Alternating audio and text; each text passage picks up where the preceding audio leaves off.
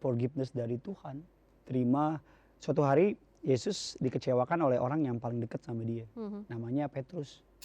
Nah, kalau menurut kamu gimana, mengampuni itu apakah kalau misalnya kita gue ngampunin dia tapi gue gak mau temenan lagi sama dia, tapi gue gak mau berbisnis lagi sama dia, apakah itu mengampuni atau enggak? Justru tunjukin deh, pengampunan, sikap mengampuni, sikap mengasihi akan mengagetkan. Orang tuh akan kaget, tau gak sih, ketika kita jahat dia tetap baik.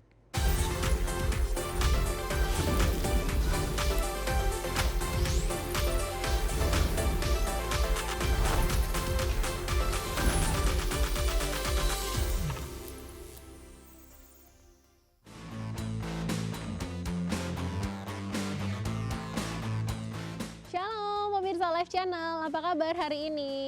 Kembali lagi di Way Out. Ini adalah sebuah program di mana kita bakalan ngobrol-ngobrol tentang sebuah topik yang pastinya menarik, yang pastinya juga alkitabiah dan dekat juga sama kehidupan kita sehari-hari, terutama anak-anak muda nih. Dan seperti biasa kita juga nanti bakalan jawabin pertanyaan-pertanyaan yang sudah masuk kepada tim Live Channel seputar topik yang akan kita bahas hari ini. Dan nanti juga pertanyaan-pertanyaan ini dan diskusi-diskusi kita di kedepannya nanti akan dijawab oleh seorang pendeta, oleh seorang pastor yang juga adalah suami saya yang menemani saya hari ini, yaitu ada Pendeta Gideon Simanjuntak. Hai, apa kabar semuanya? Hai sayang. Hai. Kayak di rumah ya? Kita sebenarnya ini obrolan suami istri yang di rumah sendiri. Betul, kita adalah obrolan suami istri yang ditonton aja sama pemirsa Live Channel. Nah, artinya temanya apa nih sayang? Tema kita hari ini bicara soal. By the way, temanya Waya tuh keren-keren ya semuanya. Banget. Kita pernah bahas soal apa ya, kerendahan hati ya kan. Terus juga pernah bahas soal perempuan, isu perempuan juga gitu. Oh keren-keren pokoknya dan deket banget gitu sama kehidupan kita gitu kan. Nah, seperti tema kita hari ini tuh sebenarnya apa ya, gampang banget diucapin. Oh, oke. Tapi susah banget buat dilakuin. Apa tuh? Tapi juga merupakan inti dari kekristenan. Yes. Tentang forgiveness. Pengampunan. Nah, tapi kita akan lebih spesifik, apakah pengampunan itu ada batasnya? Nah, gitu. Kita bahas soal pengampunan dan apakah pengampunan itu ada batasnya. Mungkin kita bisa buka dari ini dulu kali ya, Beb. Sebenarnya dasar-dasar yang alkitabiah soal pengampunan ini seperti apa sih? Oh langsung ya? Ya aku nanya loh. Memang Alkitab katakan, sebuah ayat mengatakan demikian, bahwa barang siapa tidak mengampuni maka Bapamu di surga juga tidak akan mengampuni. Bahwa Tuhan mau hati kita itu bersih, hati kita lurus. Tuhan mau kita tidak hidup dalam kepahitan. Bahkan Alkitab mengatakan pembalasan adalah hakku, jangan menuntut balas. Alkitab membawa kita untuk menaruh harapan kita, menaruh pembelaan kita, bahkan menaruh the source of our security itu in the Lord only. Tuhan mau kita menjadi orang yang benar-benar menyerahkan semuanya sama Tuhan. Artinya memang kelihatannya lemah tapi sesungguhnya kuat.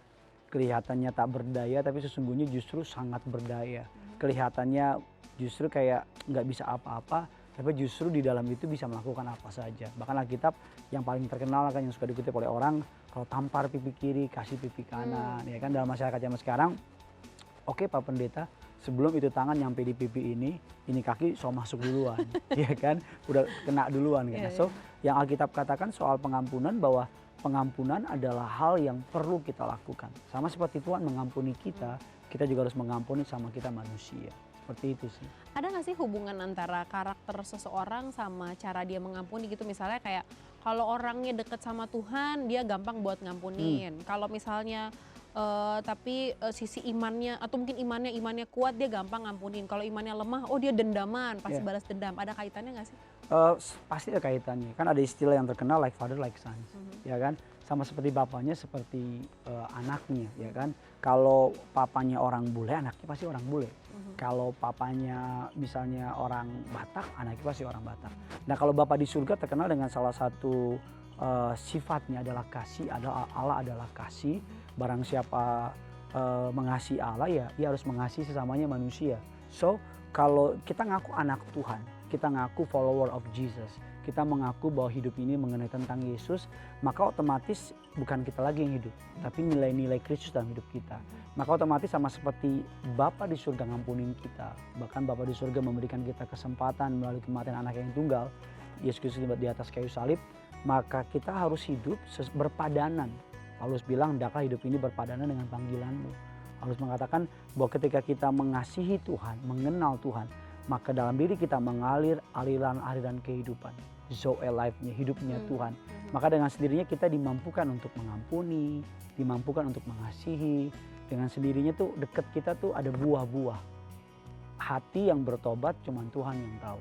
Tetapi buah dari pertobatan kita orang lain yang alami. Makanya Tuhan bukan mau hanya sekedar kita bertumbuh, tapi Tuhan mau kita juga berbuah. Kalau bertumbuh doang, pohon kalau bertumbuh nggak nguntungin siapa-siapa. Ya kan, paling cuma adem doang.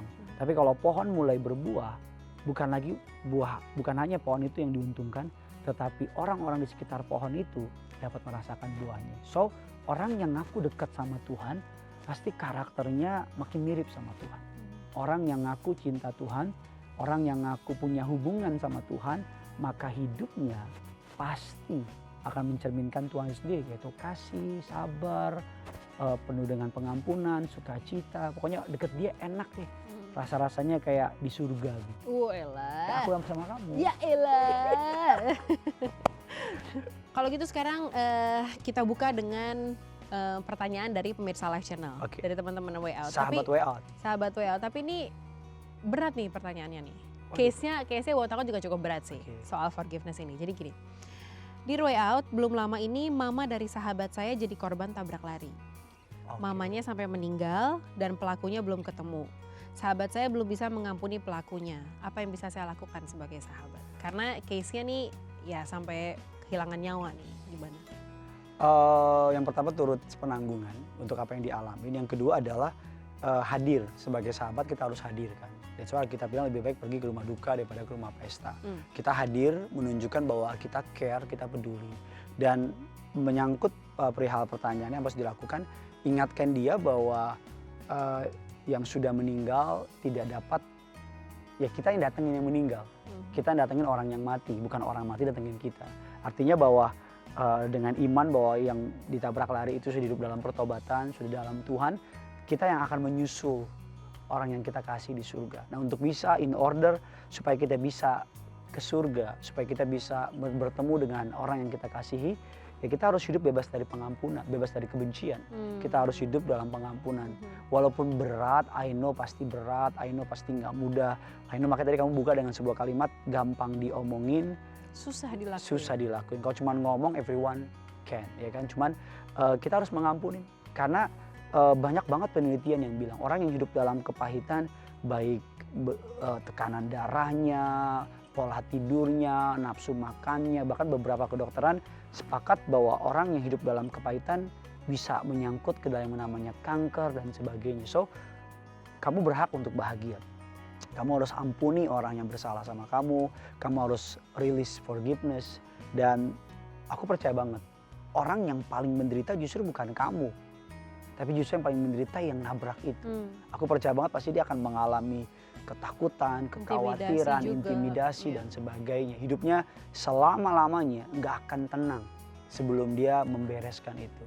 So as a friend, sebagai teman dalam Tuhan, yang pasti doakan dan ingetin dia bahwa kematian bagi orang percaya adalah tutup mata di bumi, buka mata di surga. Bahwa siapapun yang kamu kasihi, your parents sudah bersama dengan Tuhan. Kamu yang akan menyusul.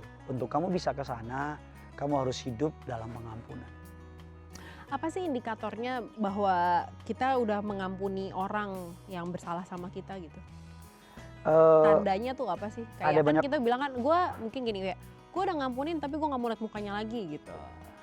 Apakah itu mengampuni atau enggak? Ada banyak orang bilang gini kan, gue sih ampunin tapi gue gak lupain. Seperti itu kan. Nah, atau ada juga istilah orang yang bilang ya udahlah, ngampunin sama aja dengan melupakan sepenuhnya. Manusia kan gak mungkin lupain, kecuali kepalanya kejedor pintu ya kan. Amnesia ya tiba-tiba. Nah, tapi apa indikatornya kita sudah bebas dari kepahitan adalah ketika kita inget orang itu, inget kejadian itu, inget momen itu, kita udah clean, kita udah bersih. Kan ada orang misalnya nginget kejadian 10 tahun yang lalu atau 20 tahun yang lalu, tapi masih emosi, tapi masih ada kepahitan. Atau ketemu muka orangnya masih benci, ngelihatnya nggak seperti ngelihat orang lain. Itu menjadi salah satu ciri bahwa kamu masih dalam kepahitan. Tapi ketika kita ketemu orang yang jahatin kita, ketemu orang yang pernah nggak adil sama kita, memperlakukan kita dengan nggak baik, tapi kita ketemu dia, kita udah bisa senyum, bukan senyum yang palsu, senyum nanti di luar awas. Lihat lo ya. Ya kan? Tapi kita udah bisa bebas, udah bisa berteman, gak perlu bersahabat, tapi udah bisa ngobrol tanpa pahit, tanpa kecewa, dan udah let go. Tiap kali inget kejadian itu, kita udah biasa aja. I believe tentunya dia sudah beresin sama Tuhan, itu yang pasti kan. Udah ngomong, udah lepaskan pengampunan, udah minta Tuhan kasih kekuatan. Tetapi salah satu sign yang kelihatan adalah ketika ketemu orang itu udah biasa aja. Nggak ada menyimpan apa ya, rasa. Bahkan yang paling dalam lagi justru malah kasihan. Justru lihat orang yang Yesus at the cross, dia bilang sebuah kalimat yang luar biasa kan. Bapa, ampunilah mereka, sebab mereka tidak tahu apa yang mereka lakukan. Yesus bukan hanya minta Tuhan ampuni, tapi Yesus membela. Yesus bilang kan, ampunilah mereka, sebab mereka tidak tahu apa yang mereka lakukan. Jadi dia bukan hanya memberikan pengampunan, tapi Yesus memberikan sebuah pembelaan. Nah, ketika kita melihat orang yang jahat sama kita tuh sadar gitu bahwa kasihan ya, dia tuh nggak tahu, dia tuh nggak ngerti. Tapi Pak, dia benar-benar tahu kok, dia benar-benar ngerti kan banyak orang gitu kan. Dalam logikanya dia ngerti, dalam pemikirannya dia paham, tetapi dalam kebenarannya, that's why kita bilang the truth will set you free. Dia nggak tahu kebenaran yang dari Tuhan. Nah, ketika kita tahu kayak gitu, kayak kita lihat orang yang narkoba, orang yang mabuk, kita bilang aduh kasihan ya, dia nggak tahu. Kita lihat orang yang bunuh diri, kita lihat orang-orang yang hidupnya dalam kesusahan, aduh kasihan ya. Jadi ketika lihat orang tersebut, kita bukan hanya ngampunin, tapi kita doain. Misalnya lihat orang yang pernah ngomongin kita dan belum berubah, tetap jahat, tetap julid, tetap tukang fitnah, tukang gosip. Kita ketemu dia nggak pahit, nggak benci, malah kayak berdoa deh biar lo semoga berubah. Wow, untuk sampai di level itu butuh Tuhan. Ya, butuh kayak Tuhan. Dengan kekuatan sendiri nggak akan pernah bisa ya. Nggak akan pernah bisa. Nah. Kan kalau manusia kan pengen jambak kan? Iya, bener. Ianya, atau ngomongin balik. Ianya sangatnya responsif ya. Atau ngomongin balik ya kan. Nah kalau gitu gimana dengan yang satu ini nih. Halo Pastor, pacar saya kesannya selalu mengampuni tiap saya bikin salah. Tapi baru-baru ini saya menyadari bahwa dia lebih terkesan cuek sama saya. Apakah ini hubungan yang sehat? Mau dibawa gitu ya. Yang pertama tanya pacar kamu, karena kita bukan dukun ya kan. Betul sekali. Bisa jadi dia mengampuni, bisa jadi ya. Mengampuni cuman di mulut, tapi hatinya masih ada syak atau ada praduga. So, ajak ngobrol, tanya sama dia dan beresin. Jangan sampai ada sesuatu dalam hati kita yang belum beres. Karena kalau belum beres, itu akan cuma nunggu waktunya, numpuk, dan tiba-tiba dar. Berarti apakah mengampuni itu berarti sama dengan kembali, maksudnya gini, kayak misalnya nih kita dibohongin sama teman gitu, sama pacar gitu. Terus oke, gue ngampunin, terus apakah kita harus seperti kayak back to zero lagi kah sama dia, atau ya kita juga harus belajar dong dari kesalahan gitu kan. Nah kalau menurut kamu gimana, mengampuni itu apakah kalau misalnya kita gue ngampunin dia tapi gue gak mau temenan lagi sama dia, tapi gue gak mau berbisnis lagi sama dia, apakah itu mengampuni atau enggak? Bagi aku gini, Tuhan juga mau kita berhikmat. Tuhan mau kita gak bodoh. Punya teman nipu kita, terus gue ampunin, terus bisnis lagi. Gak gitu juga kan cara mainnya. Artinya gini, yang terpenting adalah hati kamu. Kalau hati kamu udah beres, udah gak ada sesuatu yang jahat sama orang itu, bahkan kamu udah mengampuni, perihal untuk sahabatan lagi, perihal untuk bisnis lagi, bisa enggak, bisa iya. Kalau ngerasa daripada hati gue rusak, dan gue lihat orangnya belum berubah, dan gue lihat dia masih tukang tipu misalnya, dan gue lihat masih tukang bohong, daripada nanti gue nyakitin atau dia nyakitin gue, mendingan gue jaga jarak. For me, that's fine. Yang penting hatinya clear. Berarti pengampunan itu bicara soal hati ya sebenarnya ya. Oke. Hati aku sama kamu kan hati. Nah tapi ada satu nih Beb yang menurut aku justru mungkin lebih penting ketimbang lebih penting dilakukan terlebih dahulu dalam hal pengampunan, yaitu adalah berdamai dengan diri sendiri, ngampunin diri sendiri gitu. Kayak misalnya gini, kita melakukan sebuah kesalahan, kita mungkin bisa ya misalnya kayak gini deh, kita bisnis sama seseorang, ditipu. Oke, akhirnya sama si partner bisnis kita bisa ngampunin. Tapi kita nggak bisa ngampunin diri kita sendiri gitu, kayak aduh gara-gara gue bisnis sama dia, keluarga gue jadi jatuh miskin nih. Gue jadi susah nih. Bodoh banget sih gue, salah banget sih gue, tapi dia nggak bisa ngampunin dirinya sendiri gitu. Apa yang mesti dilakuin? Gimana sih cara mengampuni diri sendiri?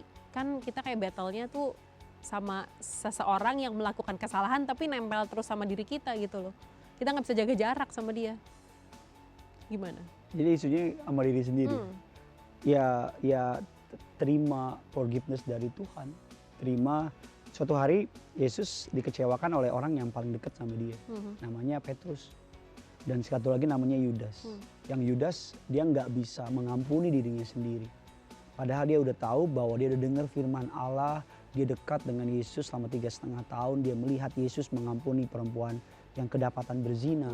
Dia melihat Yesus duduk makan dengan seorang pemungut cukai. Dia melihat Yesus melakukan perbuatan kasih dengan orang-orang yang tidak dianggap.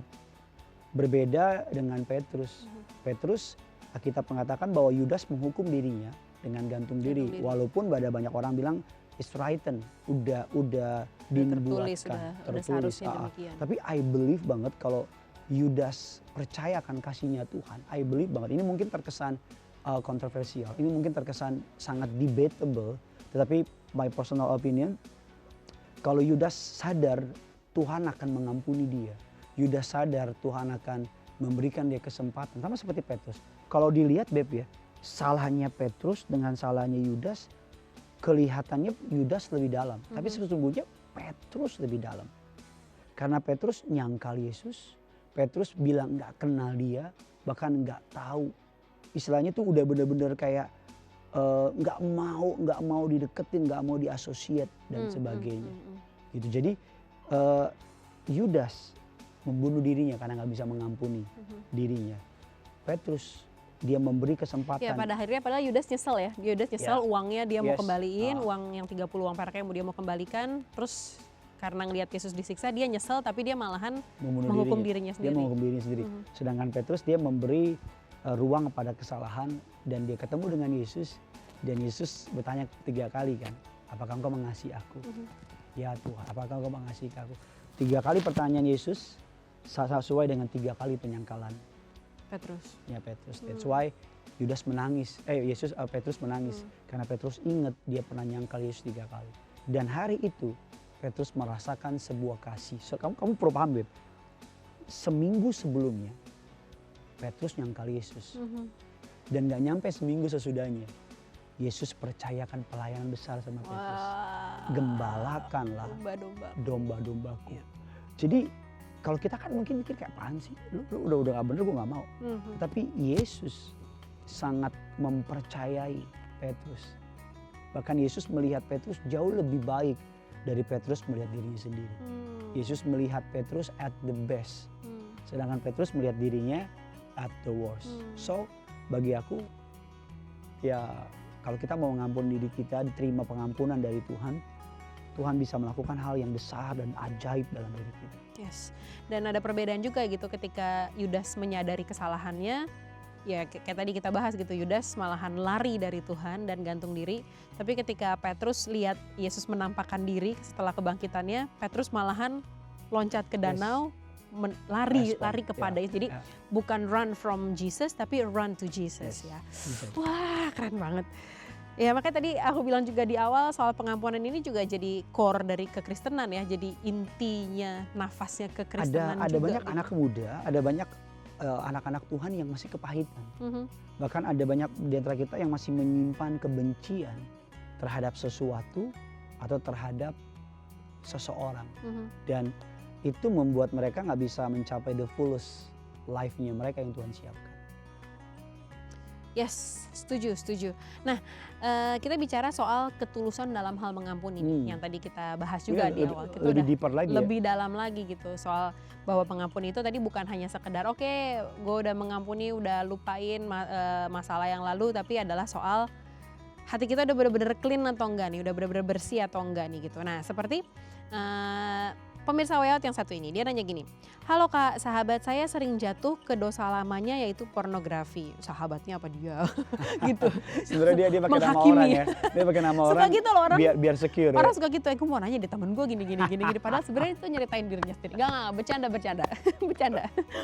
Dia bilang gini, sahabat saya sering jatuh ke dosa lamanya yaitu pornografi. Dia curhat sama saya dan bilang apa Tuhan mengampuni dia. Saya bingung mau memberi jawab, saya harus jawab apa. Jadi mungkin kayak udah minta ampun sama Tuhan tapi besokannya jatuh lagi. Minta ampun lagi, besokannya jatuh lagi. Kayak sampai batas mana sih? Dan gimana gitu kalau dosa yang berulang jatuh lagi gitu. Dan minta ampun lagi, jatuh lagi, minta ampun lagi. Seorang hamba Tuhan pernah ngomong sebuah kutipan yang menarik. Sebuah kesalahan yang dilakukan berulang-ulang bukan sebuah kesalahan tapi sebuah keputusan. Wow, kesalahan yang dilakukan berulang-ulang bukan sebuah kesalahan tapi sebuah keputusan. Wow. Kalau kita bertobat, kalau kita bilang bertobat kan artinya kan berbalik arah. Dari tadinya ke belakang, putar balik ke depan. Nah, kita nggak bisa bilang, that's why kita bilang sadarlah dan bertobatlah. Ya kan, contoh, misalnya kita mau naik bus ke Bogor, ya kan, naik busnya sampai di bus, konduktornya bilang ini bukan Bogor, ini ke misalnya ke Tangerang, itu kan opposite. Kalau yang dimaksud dengan sadarlah dan bertobatlah, sadar ini bukan ke Bogor, ini ke Tangerang. Bertobatlah, lo turun, ganti bus ke Tangerang, itu sadar dan bertobat. Tapi banyak orang Kristen cuma sadar itu salah, salah kok laki orang, salah kok pacar orang, salah kok pornografi. Cuman sadar kayak bus tadi, dia sadar ini busnya bukan ke Tangerang. Bogor, bukan tapi Bogor, ke Tangerang, ya kan? Terus dia di bus itu terus, nggak turun-turun. Itu kan memodohi dirinya. Nah, Tuhan tahu dalam kelemahan kita, dalam kegagalan kita, Tuhan tahu bahwa kita butuh dikasihani. Tapi please, Alkitab katakan, jangan sesat. Allah tidak membiarkan dirinya dipermainkan. Karena apa yang ditabur orang, itu akan dituai oleh orang tersebut. Kalau memang dosa pornografi mengikuti terus, get help. Cari pertolongan. Minta tolong sama orang. Akui, buka, bereskan. Jadi pertobatan yang bukan omongan doang, tapi sebuah pertobatan yang radikal. Wow. Kalau misalkan kita kayak gitu bikin dosa minta ampun lagi, bikin dosa minta ampun lagi, sampai di batas mana sih Tuhan mau ngampunin? Kalau ngomong teologianya, ngomong dasar firman-Nya, sampai masih bernapas. Selama masih ada napas dalam tubuh kita, maka selama itu kita masih punya kesempatan untuk kembali sama Tuhan. Tapi kan isunya, we never know. Yeah. Alkitab bilang maut satu langkah dari hidup. Kalau ada yang tahu mati besok mah enak. Kalau kita mati besok, terus tiba-tiba malaikat WA, hai warga bumi, besok mati ya. Jam 7 lewat sekian, pas lagi di sini, enak. Kita langsung buru-buru panggil pendeta, baptis ulang, walaupun baptisnya lamaan ya kan. Dan bertobat, langsung selamat. Tapi masalahnya we never know kapan kita dipanggil Tuhan. Yeah. That's why Alkitab katakan kerjakanlah keselamatanmu dengan takut dan gentar. Artinya apa? Bukan hanya selagi aku ada, tapi aku nggak ada. Dengan takut dan gentar artinya begini, kita sudah diselamatkan, sudah diampuni, so kita jaga keselamatan ini. Yeah. Dengan segala kekuatan yang Tuhan berikan sama kita, agar kita bisa menjaga. Kalau kita cuman dengan modal, Tuhan ngampunin kok, Tuhan kan panjang sabar, pemurah, penuh kasih. Toto lagi ngomong begitu tiba-tiba diambil nyawanya. Kalau Tuhan ambil kita lagi di gereja nggak enak.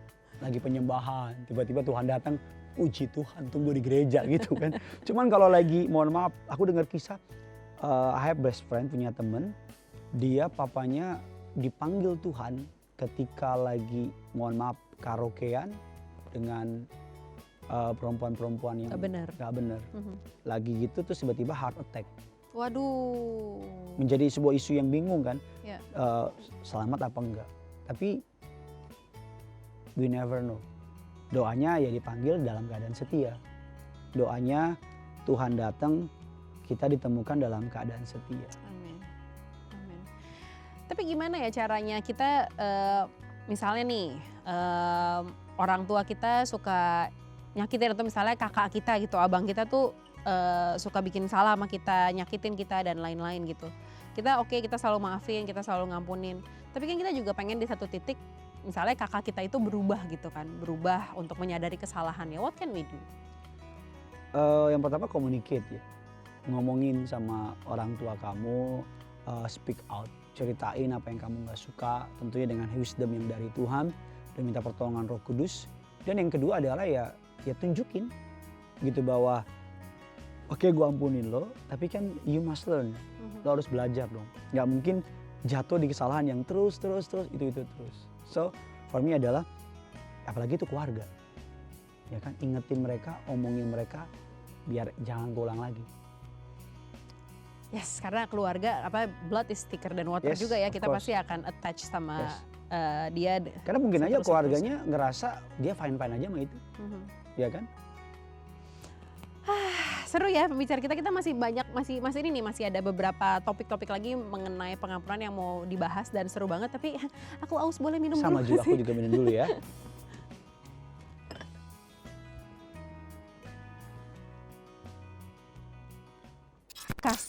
Kasih yang Tuhan punya, kasihnya Yesus yang ada di dalam kita, yang bergerak, yang bekerja supaya kita bisa memberi pengampunan sama orang lain seperti yang Yesus lakukan. Kayak lagu juga kan kayak show me how to love like you have loved me gitu kan. Jadi kayak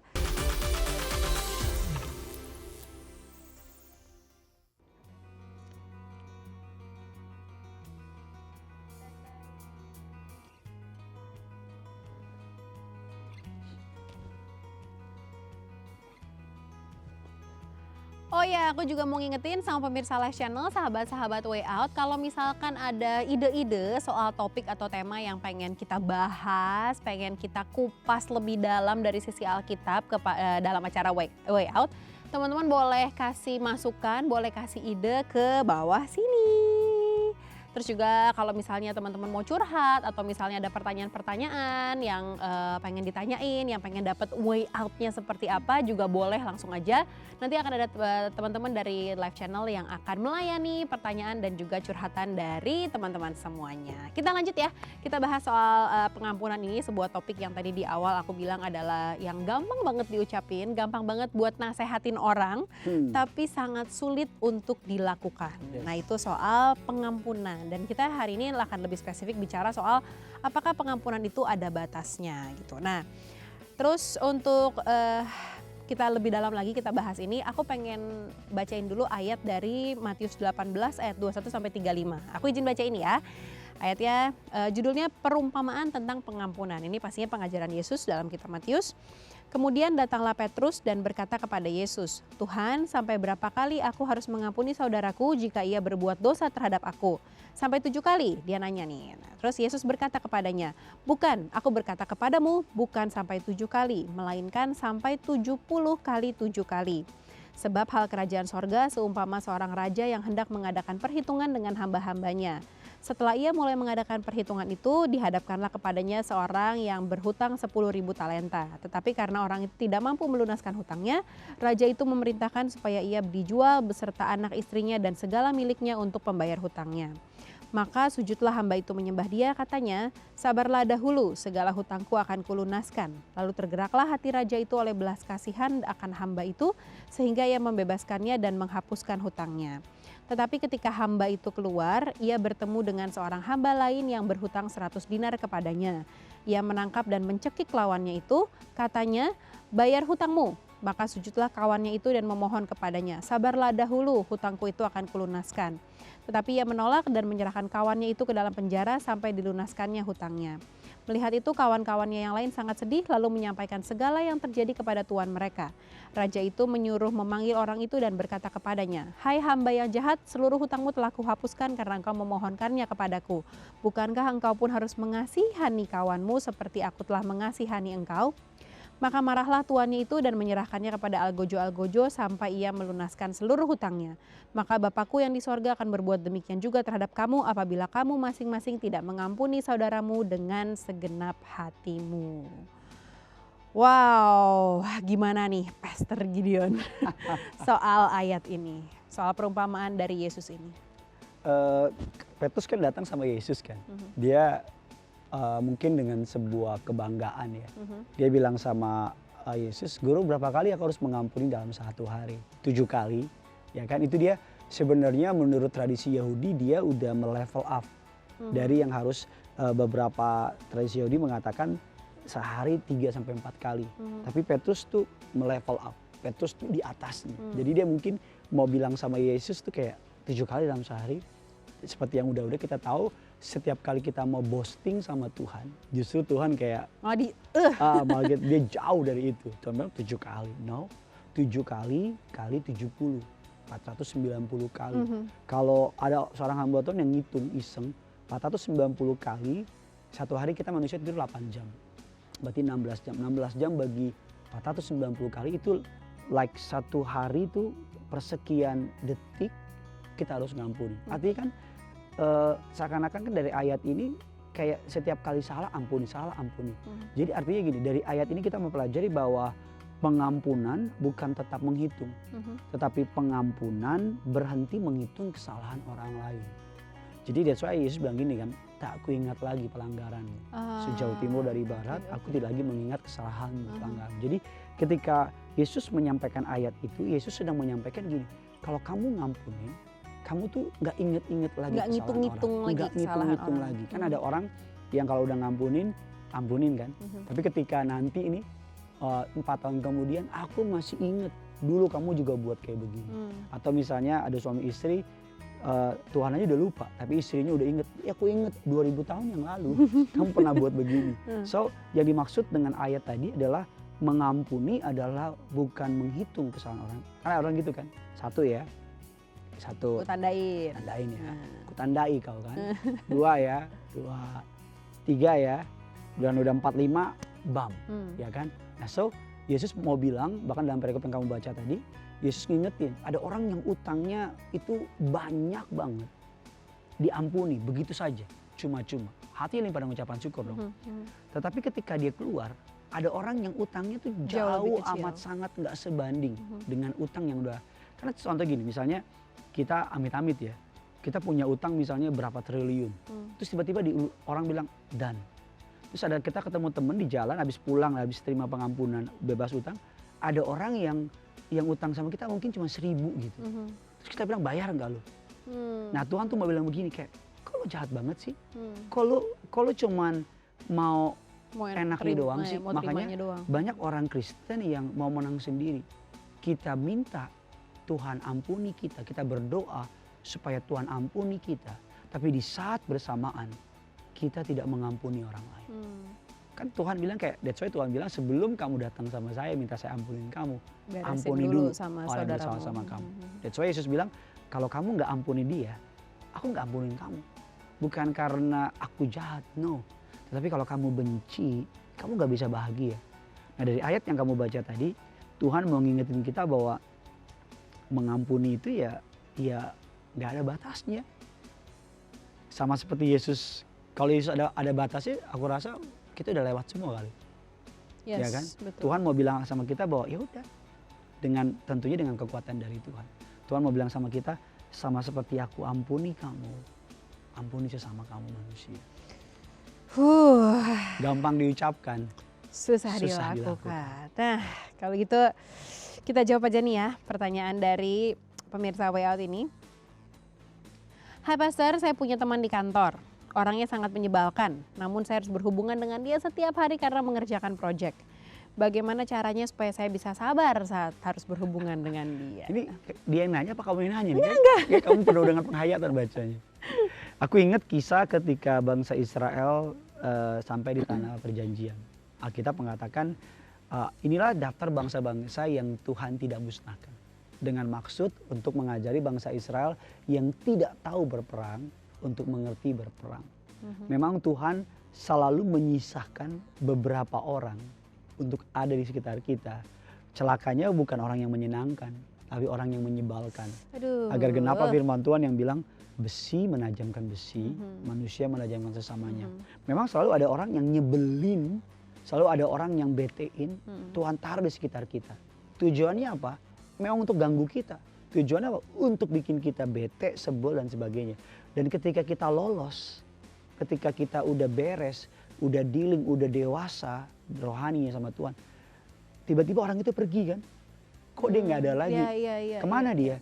Dia dipakai Tuhan untuk nyebelin yang lain lagi, ya kan? Untuk ganggu yang lain lagi. Nah, kembali ke kasus pertanyaan dari sahabat WO tadi, what should I do kan itu kan? Teman yang nyebelin. Justru tunjukin deh, pengampunan, sikap mengampuni, sikap mengasihi akan mengagetkan. Orang tuh akan kaget, tau gak sih? Ketika kita jahat dia tetap baik. Ketika kita gak benar dia tetap mengasihi. Ketika kita ngelakuin yang gak beres, tapi dia tetap sayang, tetap cinta. Aku dengar kisah, ini kisah ya, ini kasus ya. Bukan sebuah istilahnya teori ya. Teori. Ada suami yang ketahuan selingkuh. Tapi sebelum suaminya tahu, istrinya tahu selingkuh, itu istrinya tuh nggak marah, nggak benci, istrinya malah ngelayanin, sayang, ngurusin, dan sampai suatu ketika suaminya tahu bahwa istrinya udah tahu. Sebenarnya tahu. Udah tahu. Dan suaminya tanya, udah berapa lama kamu tahu? Istrinya bilang, sudah kurang lebih berapa bulan. Loh kok kamu kok nggak marah, nggak apa dan sebagainya. Terus dia bilang, ya aku dipanggil Tuhan untuk mengasihi, untuk mengampuni. Suaminya nangis. Bagi aku pribadi, hukuman yang paling berat itu kalau orang salah bukan dimaki, tapi dipeluk dan bilang aku ampunin kamu. Aku sayang kamu bisa, ayo bangkit. Orang pasti tuh, gue udah gak layak, gue udah berbuat dosa, gue udah gak bener, tapi justru diampuni seperti itu.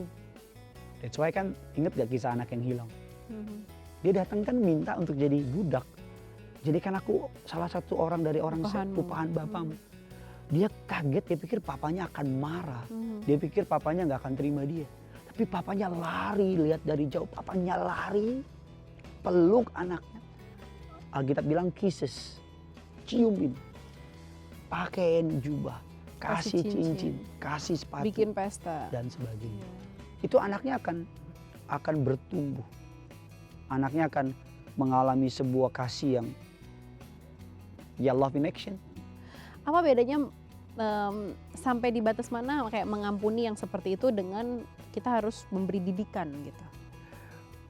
Itu sebuah hal yang berbeda ya. Mendidik dengan mengampuni, jadi kita keras sama orang tapi dengan maksud mengasihi. Alkitab katakan bahwa didiklah anakmu selagi masih ada harapan. So kalau kita misalnya anak buat salah atau misalnya orang yang kita sayangin buat salah, kita tegur, kita keras, kita kasih punishment, tapi bukan dengan maksud celaka lo, biar lo mampus lo, biar lo apa, tapi dengan tujuan purpose untuk kebaikan dia. Bagi aku itu kasih kok. Kan nggak selamanya kasih itu memeluk kan. Tapi sebenarnya gimana sih cara mengampuni yang benar yang sesuai dengan Alkitab gitu? Ya like Jesus do, like Jesus did, dengan nggak mengingat lagi, dengan mengharap Yesus bahkan bukan hanya bilang memberkati orang yang mengutuk kamu, tapi Yesus bilang lebih dalam lagi kan, justru ampunin dan ucap berkat. Iya kan? Iya kan? Ada orang bilang, iya Pak saya ucap berkat kok Pak. Saya doa supaya dia cepat-cepat dipanggil Tuhan.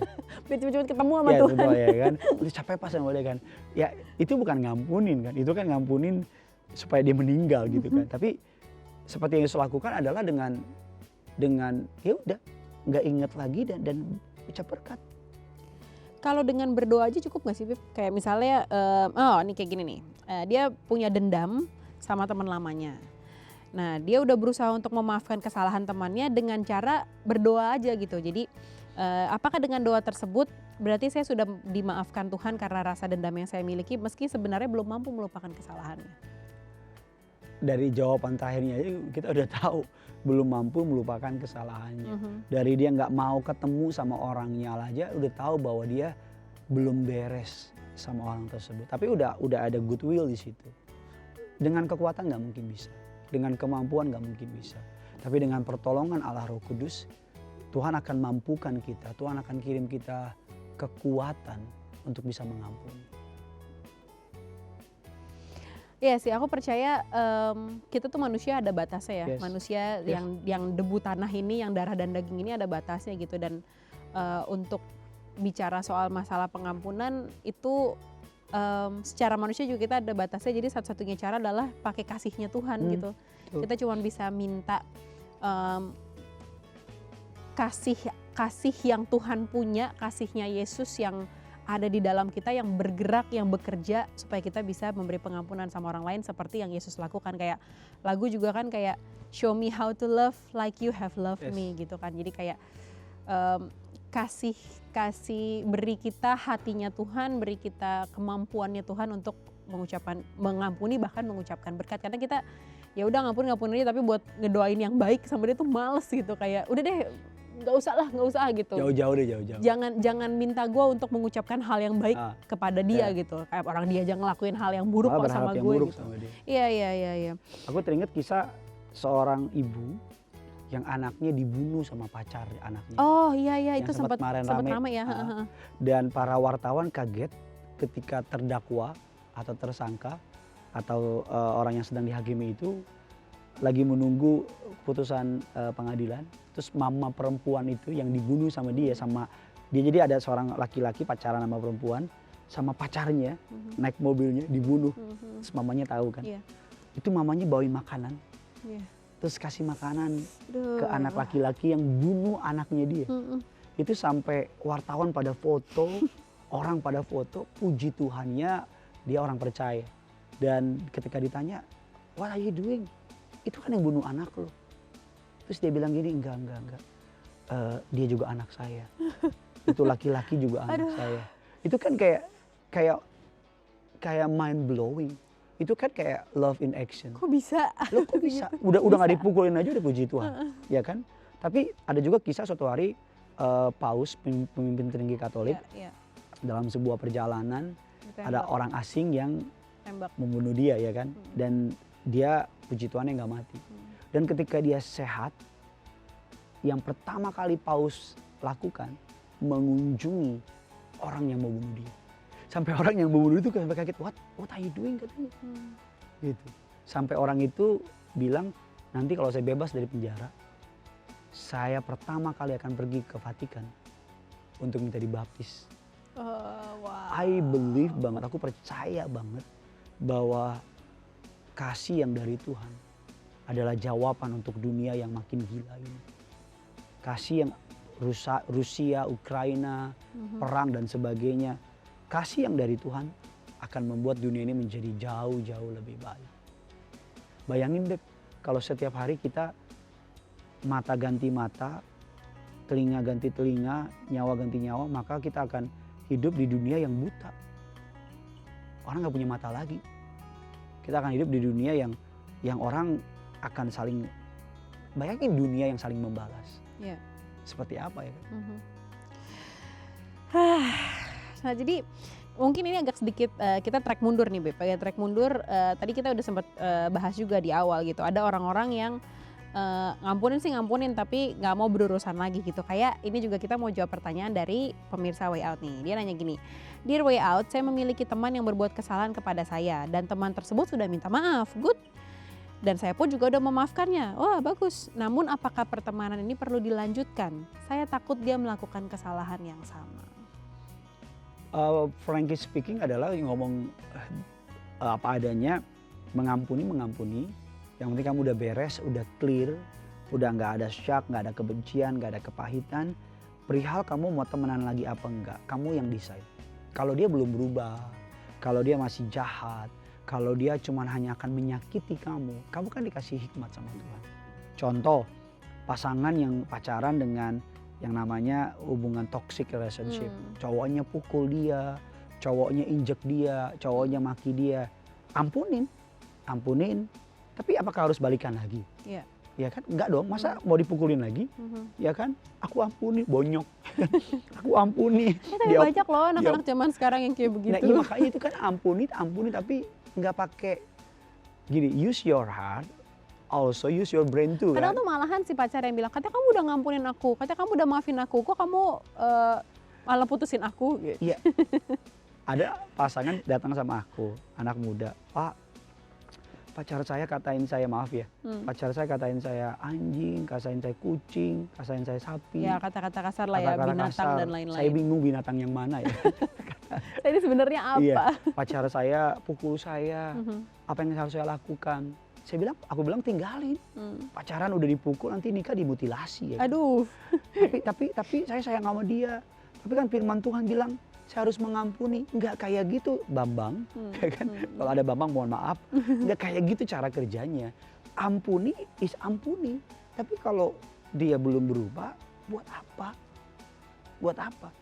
Kalau pacar kamu, teman kamu, sahabat kamu tetap jahat, tetap nyakitin dan akan menimbulkan kerugian, let go, tinggalin. Kan ada istilahnya menjaga hati tetap waras.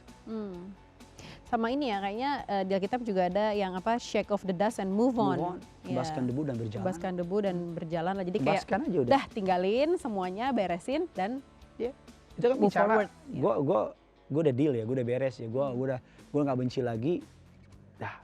Tapi udah, gue harus melangkah maju dengan hidup yang baru gitu ya. Nah, aduh, ini. Apa nih? Ini juga kaitannya ini nih, konflik antara orang tua dan anak. Oh. Nah, jadi kan kita percaya ya bahwa pengampunan itu membuka pintu-pintu berkat dalam hidup kita gitu kan. Karena ada juga there's a saying, popular saying yang aku nggak tahu sih ini apakah dari dasar, ya pastinya sih maksudnya nilai-nilai kekristenan juga. Cuman aku nggak tahu apakah ini diucapkan oleh seorang hamba Tuhan atau maksudnya kayak filsuf aja gitu. Yang bilang, when you forgive, you release a prisoner. And that prisoner is yourself. Yes. Artinya ketika kita mengampuni, kita tuh sebenarnya sedang membebaskan seorang narapidana. Yes. Dan narapidananya itu adalah diri kita sendiri. Kita sebenarnya ketika kita memberi pengampunan sama orang lain, yang kita kasih kebebasan tuh diri kita sendiri. Karena kita nggak lagi terikat kebencian, nggak lagi terikat kepahitan, nggak lagi terikat dengan apa ya, rasa sedih, rasa marah, nggak bisa tidur, nangis melulu gitu. Karena kita sebenarnya sedang membebaskan diri kita sendiri gitu.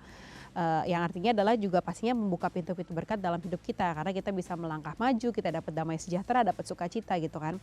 Tapi ini case-nya cukup menarik ini, Beb. Saya sangat dendam kepada ibu saya karena perilakunya yang abusif kepada saya waktu saya kecil. Tapi sekarang saya sudah dewasa. Apakah saya masih harus mengampuni ibu saya meski saya merasa sudah tidak memerlukannya lagi? Dia udah gak dependen sama mamanya, dia udah keluar dari rumah. Bagaimana dia harus bersikap sama mamanya? Ampuni. Pengampunan bukan pilihan, tapi perintah. Yesus berkata ya pengampunan itu bukan option. Tuhan gak pernah menaruh pengampunan sebagai pilihan. Tapi Tuhan menaruh pengampunan sebagai sebuah perintah. Karena Tuhan tahu kalau kamu gak ngampunin, kamu gak akan bahagia. Kalau kamu gak ngampunin, kamu akan stres, kamu akan sel-sel tubuh kamu, hidup kamu kayak kamu bilang tadi. Mau makan inget dia gak jadi makan. Mau tidur inget perbuatannya, susah tidur. Lagi jalan ketemu sama dia, mood damai sejahtera dicuri dengan tiba-tiba. So walaupun kamu udah gak hidup di bawah mama kamu lagi, walaupun kamu udah gak butuh mama kamu lagi, tapi demi mama kamu ampunin, demi diri kamu ampunin. Dan kamu melepaskan, mama pernah bilang gini sama aku, my parents, mamaku pernah bilang gini, orang yang gak bisa mengampuni sama seperti orang yang dilempar bangkai tikus sama kita. Terus bangkai tikusnya kita bawa terus kemana-mana. Aduh. Ya kan? Ya. Kemana-mana kita cium baunya benci lagi. Kita cium baunya benci lagi. Padahal orang yang berbuat jahat sama kita mungkin udah lupa. Atau bahkan mungkin Lagi ketawa-ketawa. Di saat kita nggak bisa tidur, dia lagi tidur nyenyak. Di saat kita nggak bisa makan, dia lagi makan banyak. So, mengampuni bukan demi orang lain, tapi dirimu sendiri. Ada banyak orang berpikir, enak aja gue ampun, nanti dia bahagia. No, kamu ngampunin nggak ada urusannya sama dia. Kamu dulu. Enak aja gue lupain, nanti dia jadinya kurang aja. Nggak ada hubungannya. Ketika kita ngampuni diri kita, mengampuni orang lain, kita memberikan hadiah buat diri kita sendiri. Baru orang lain. Setuju. Tapi bicara soal abusive parents, kadang-kadang kan ini ya, orang tuh apalagi kita yang di sisi luar gitu, kita nggak ada di dalam keluarga itu suka kayak, udahlah itu kan orang tua kamu gitu, karena dengan bawa-bawa itu kan orang tua, itu kan papa, itu kan mama gitu. Tapi sebagai mungkin korban kekerasan anak ini punya sisi trauma yang dalam gitu. Kalau menurut kamu sendiri antara pengampunan dan trauma tuh hubungannya gimana sih, Dit?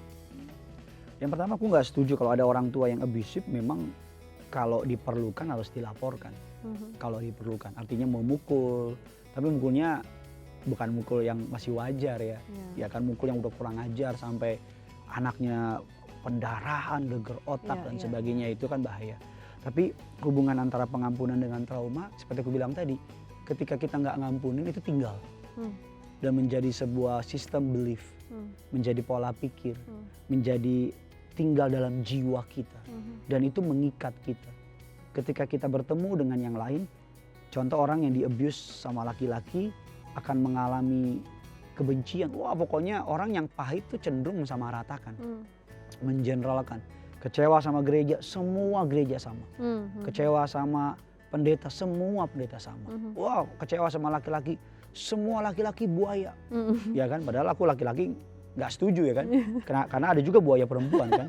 Iya kan, belum tentu ada buaya laki-laki juga, nggak semuanya laki-laki. So, kalau trauma dengan pengampunan, ketika pengampunan tidak diberikan akan menjadi sebuah trauma.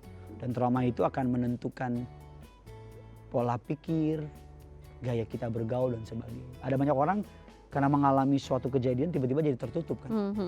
Benar.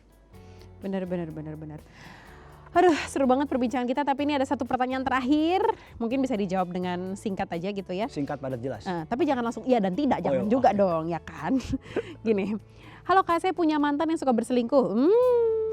Kini saya sudah move on dan udah move on dan menjalani hidup yang baru. Tapi terkadang saya masih suka menjelek-jelekan mantan saya. Gimana caranya supaya saya berdamai dengan hal ini? Ingat, kamu udah gak hidup di situ lagi. Ingat, dia udah menjadi bagian dari masa lalu kamu. Kamu udah di masa depan. So, buat apa nengok ke belakang? Nengok ke belakang cuma buat belajar. Sekarang kamu udah dengan calon kamu yang sekarang, berhenti ngomongin dia. Karena itu nggak akan bikin kamu lebih keren, lebih hebat, lebih bahagia. Justru akan membuat kamu tetap terikat sama masa lalu. That's it.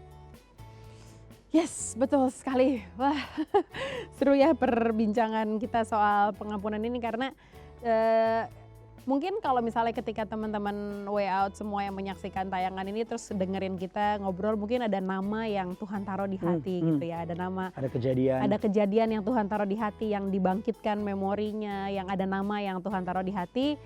Mungkin this is the right time buat teman-teman berlutut, berdoa, minta bantuan Roh Kudus untuk melepaskan pengampunan, untuk memampukan teman-teman semua untuk memberi pengampunan kepada orang itu.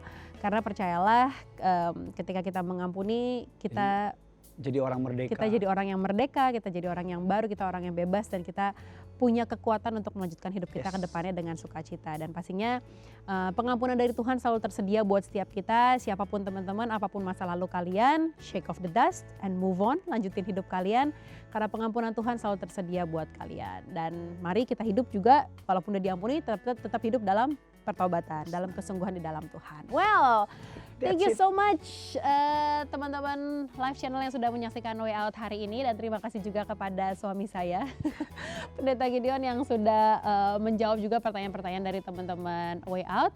Sampai ketemu dalam Way Out selanjutnya dengan topik lainnya yang juga pastinya menarik dan pastinya akan memberkati teman-teman semua. Bye bye, God bless you. Bye bye.